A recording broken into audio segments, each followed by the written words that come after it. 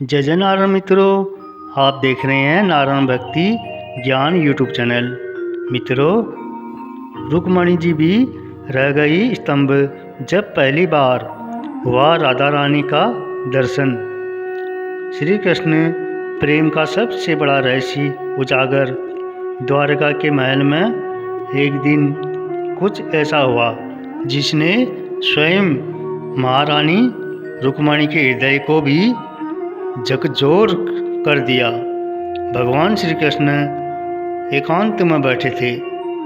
उनकी आंखें बंद थी और अंधेरों पर बार बार एक ही नाम था, राधा राधा। उनकी आंखों से अश्रुधारा बह रही थी, मानो वे किसी ऐसी स्मृति में खो गए हो जो शब्दों से परे थी। मित्रों, यह दृश्य देखकर रुक्मणी जी चकित रह गई। उन्होंने कभी कृष्ण को इस तरह भाव विभोर नहीं देखा था।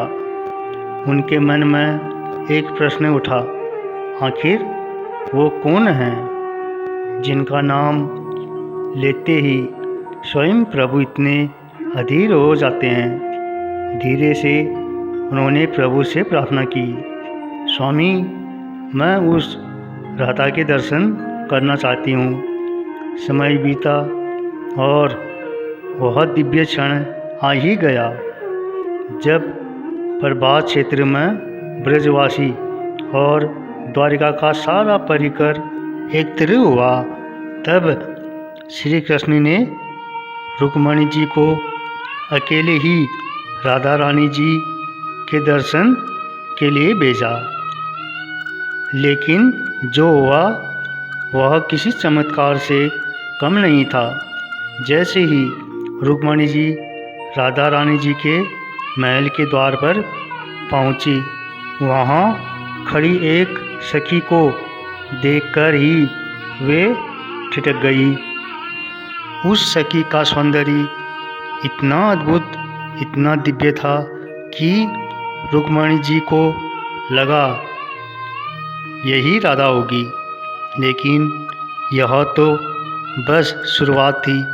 महल की 7 सीढ़ियाँ और हर सीढ़ी पर एक नया रहस्य। जैसे जैसे रुक्मणी जी आगे बढ़ती गई, हर सीढ़ी पर उन्हें एक नई सीख मिली, जिसका रूप करोड़ों लक्ष्मियों से भी अधिक तेजस्वी था, जिसकी आभा पूरे वातावरण को अलौकिक कर रही थी। हर कदम पर उनका अहंकार पिघलता जा रहा था। हर दृश्य उनके भीतर कुछ तोड़ रहा था। और फिर आया वह क्षण जब वे अंततः श्री राधा रानी के समक्ष पहुंची। वे स्तंभ रह गई। राधा जी का रूप वर्णन से परे था।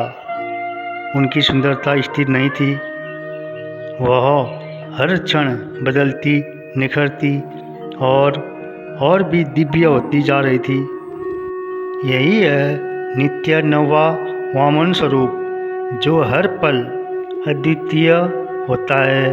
रुक्मणी जी की आंखें झूम गई, वाणी मौन हो गई और हृदय पूर्णतः समर्पित हो गया। जब वे लौटकर आई तो उनकी आंखों में आंसू थे।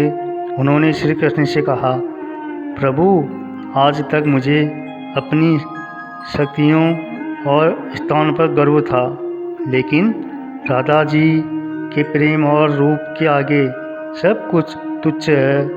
और फिर उन्होंने वह प्रश्न पूछा, आप उनके बिना कैसे रहते हैं?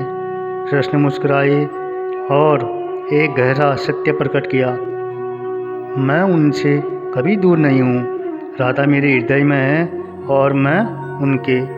इस कथा का गहरा संदेश, राधा सिर्फ एक नाम नहीं, वह शुद्ध प्रेम का सर्वोच्च स्वरूप है।